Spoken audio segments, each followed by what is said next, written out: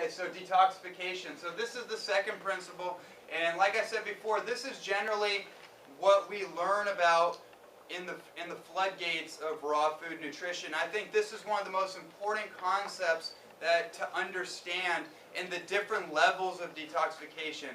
I can really, so as a disclaimer, in my presentations I have this habit of like flying from one thing to another and then somehow coming back to the core message, and sometimes I compile like 3 or 4 hours into like 1 hour and try to like compile it. So I'm going to do my best to go through the outline here.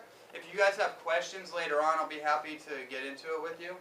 Detoxification is basically the process of releasing the obstructions in our body, in our mind, in our heart, the whole process. If you've been detoxing, you've been into this for a while, you'll notice that it's not just a physical journey, right? As you start to press out the physical compounds, the compounded layers of matter inside of us, emotions start to come up, right? Past regressions start to come up. We start to see, like, I don't know, for some people they may see like a past life. You know, it starts to tap us into more of like the etheric realms, if you will, so to speak. And so one of the things on the physical level that I like to talk about, I like to make people aware of, is that toxins primarily are residing in our fat cells, right? And so one key concept and one motivator for a lot of people is that when we have excess weight, we have more toxic saturation, okay?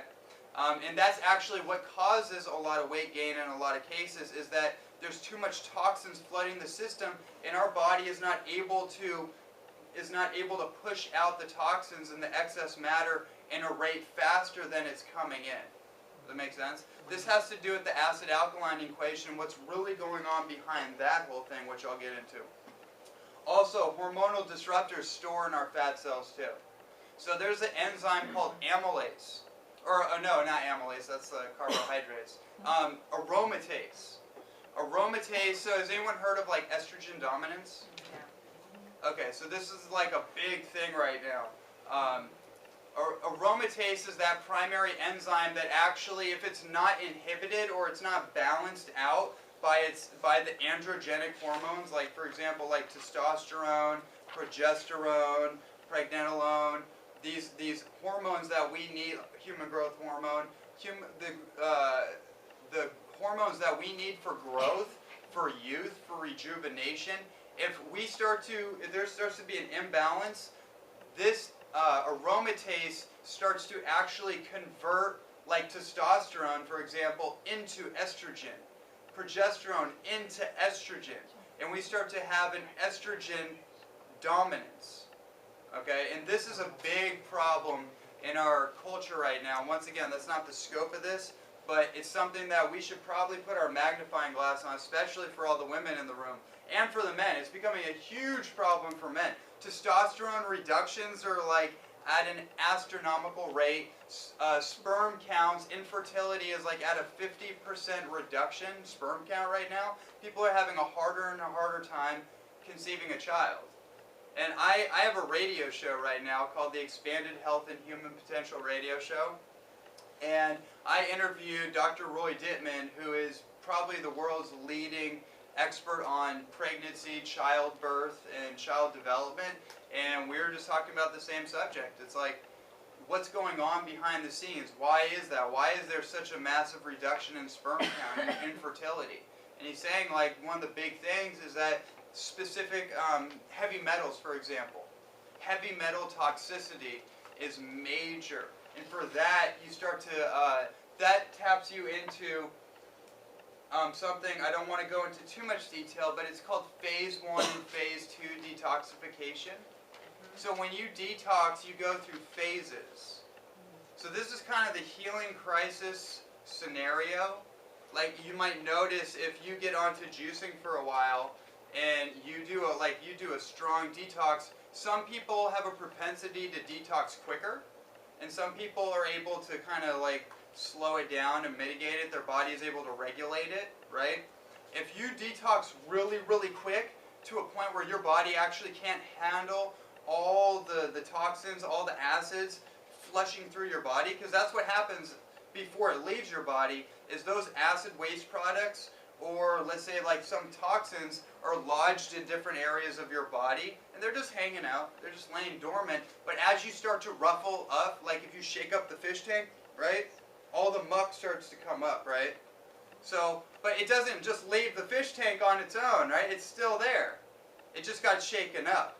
That's what happens in your blood, actually, in your lymphatic chemistry, is that all these toxins start to get shaken up, and now it actually becomes more bioactive in your blood. That's phase 1. Phase 2 is chelation, primarily, is how do you extract all those toxins out of the body. That's why I'm really into different things like the zeolite clay, which are basically extraction tools that you can use to pull out like heavy metals, to pull out pesticides, different toxins that might sit in different areas of your body. Calcium-forming organisms, for example, which cause arthritic conditions, osteoporosis, stagnation and trying to heal from like different joint disorders, stuff like that. Kidney stones, that's a calcification issue. So understanding detoxification is basically, you have to understand the 4 channels of elimination. That's really what it comes down to, is that you have 4 organs in your body that are constantly trying to eliminate toxins. So the first one is your lungs, right, through respiration. So breathing out toxins that reside in the lungs and the whole respiratory tract. Perspiration through your skin, right? Sweating. The biggest organ in your body, on the outside of your body, is your skin. And it's generally actually the last organ to get nutrition, right? And especially if we're putting on stuff on top of our, like, here's the thing, the sun. The sun is causing cancer. The sun is killing us. Really? First of all, does that even make any sense? No. It's not killing all the plants, but somehow it's killing us. Or is it all the stuff that we're putting on our skin that's cooking on our skin, because the sun is a beacon of light, right? And it's transmitting heat waves to our skin. So if we're cooking stuff on our skin and the stuff inside of us is cooking, like rancid fats, chemicals, cooked food, no antioxidants, no hydration, we're going to start cooking from the inside out. And it's going to show up on the outside, right? And you can play this out if you look at people in their elderly years, generally speaking, is that it shows up in the skin. Is what happens when when a baby's born, they're like 80 to 90% water. They're moist, skin, smooth, right? But progress it to someone who is like 70 or 80. What happens? Blemishes, wrinkles, right? What is that? It's dehydration. At the cellular level. Your cells are made up of a certain layer of water molecules. And once those molecules start to break down, boom, boom, boom, they dehydrate. Now there's a protective hydrogen mechanism that just got broken through. Now your cells are susceptible to oxidation. And it starts to show up on the outer reflection of our cells. Also, the kidneys. Through urination, filtration, your kidneys are filtering out all these metabolic waste products that we produce in our body and that have to be expelled out of our body, right? And this is going to be a big concept when I talk about acid-alkaline and what that really means beyond just kind of like, the acid-alkaline diet or alkalize or die as a diet. But what being alkaline actually means in the body. And then also there's the colon, which is elimination. Right? That's the most obvious way we interact with that conversation. But we have to be pressing out toxins and just the metabolic waste material that we naturally produce through all these other areas. I would highly advise, by the way, everyone invest into a tongue scraper. That's key. Chinese medicine teaches us that the residue on our tongue can tell us a lot about our internal environment, right? Arnold Eckhart said that the tongue is like the mirror to the body. So when you wake up in the morning, all the waste material that's been metabolized starts to come up and starts to create a filmy froth on our tongue. So if you understand that, you might start to look at like, ooh, kissing. You might start to look at that a little bit differently, right? Like going on a date, it's like, okay, first thing you need is a tongue scraper. Start scraping your tongue every morning before you eat anything or before you drink anything, and you will see this big, thick thrush come off your tongue.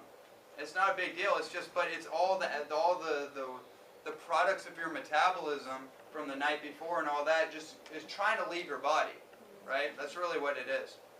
Okay, when you're green on the inside, you are clean on the inside, said Bernard Jensen, right? One of the godfathers of like colon hydrotherapy and vegetable juicing.